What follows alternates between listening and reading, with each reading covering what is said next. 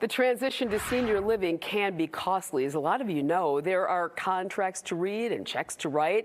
And as one family found out, sometimes the best laid plans go astray. Jenna Sachs with this Contact 6 report.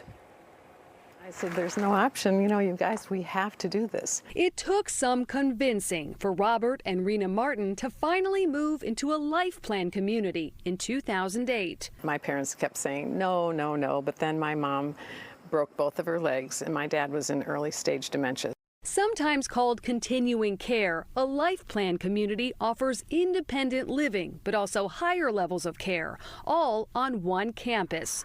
The Martins chose St. Camillus in Wauwatosa, which has a 4-star rating on Charity Navigator and an A+ rating with the BBB. Even after Rena's husband died 1 year later. Everything was great. I mean, my mom loved it. She was head of the social committee. Everybody knew her. Rena died in 2023 at 93 years old. But it's what happened next that prompted her daughter Debbie to write to Contact 6. I don't think we can be the only people in this situation. In fact, I know we aren't the only people in this situation. When the Martins moved off the waiting list and into an 850-square-foot apartment at St. Camillus, they paid a large entrance fee.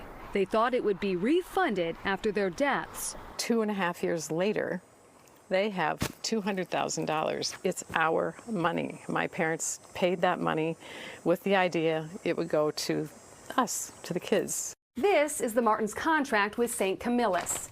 It says their entrance fee of nearly $200,000 will be refunded, but only after the next resident moves into the unit. As far as the family knows, the apartment is still empty. I've seen a fair amount of contracts with that language. Elder law attorney Carol Wessels. One of the most concerning parts of that contract is when they say, you'll get it back after we re-rent it. Wessels says in that case, there's no guarantee families will get their money back. If this place is that good, that's the way you want to move in, then that's your value and that's your judgment, and if you love it, live there and be happy. St. Camillus tells Contact 6, for more than a century, St. Camillus has been a trusted, faith-based life plan community. Since the late 1980s, St. Camillus has operated with a contract model that is standard within the senior living community. The last time I talked to the CEO, I said, I would like to see the unit. Well, that's, we don't do that. Debbie doesn't know the state of her parents' unit, if it's being shown, or whether the newer residential tower at St. Camillus is drawing prospective renters away.